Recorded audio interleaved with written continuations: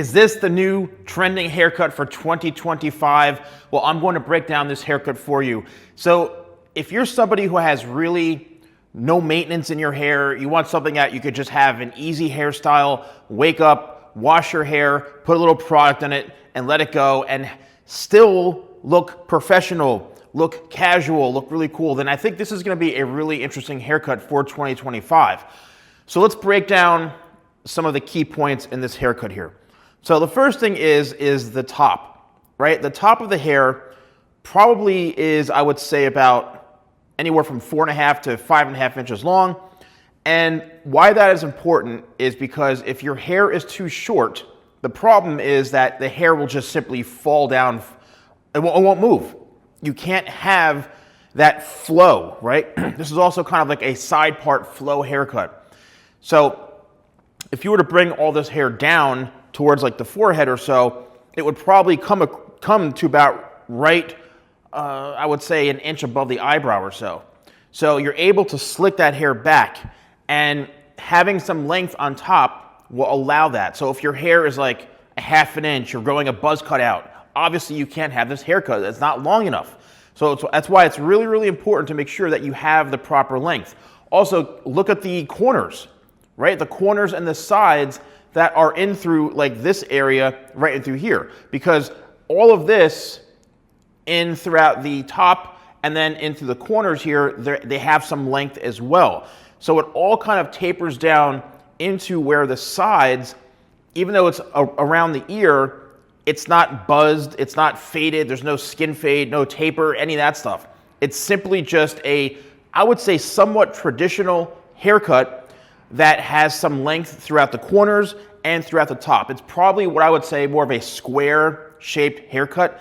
And if you want to know more about what haircut shapes are and what's going to be best for you, then I would highly suggest checking out my ebook here. I have a digital download ebook that is only $10, which explains to you haircut shapes and the best face shapes for those types of haircuts. Really, really important. Years and years, tens and tens of thousands of dollars of my money I've invested in learning cutting hair, and I'm helping you for only $10. So you can download it right after you purchase it right here. Also, I have a lookbook, a new seasonal lookbook that has 12 haircuts that I break down as well that I just launched. So I'm really excited about that.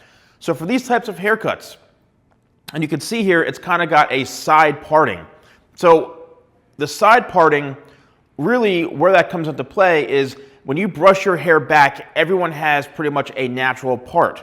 So when you comb your hair back and push it forward, the hair will split. Sometimes it'll split more off center, sometimes it'll split right down the middle, but that typically is where your hair wants to fall. So for this particular model, by combing the hair back and kind of pushing it forward, then I'm able to achieve that kind of off-center part. And that's where you want to go with, especially if you have some length on the top of your hair, and also especially if you're trying to have your hair lay naturally and flow naturally. That's the one thing I can emphasize. If you want your hair to really work in your favor, then go with the flow, right?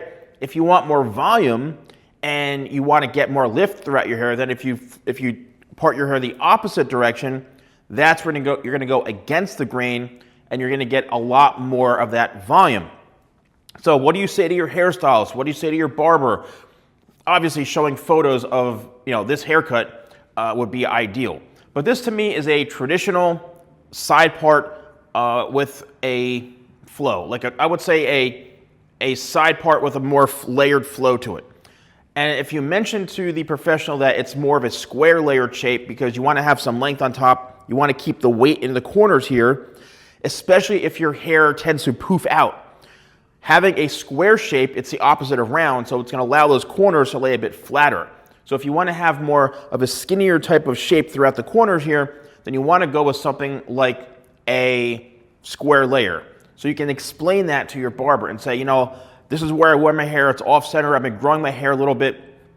I'm looking for something where I can just kind of brush my hands through it in the morning. I could also have the flexibility of wearing it down my face if I want a little more messy.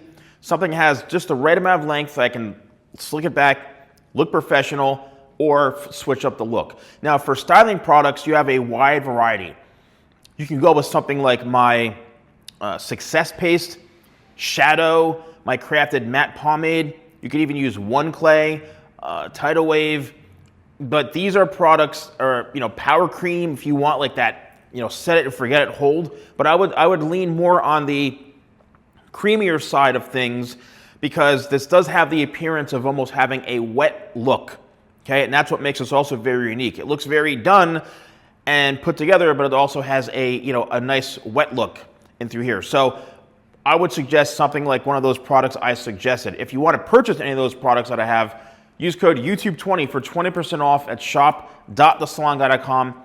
I really enjoy doing these haircut breakdowns, and I want to help you all to get better haircuts. So if you have any haircut suggestions that you would like for me to create models I can create, then let me know in the comments below so I can help you with your haircuts. All right, thank you so much for watching. I'll see you soon.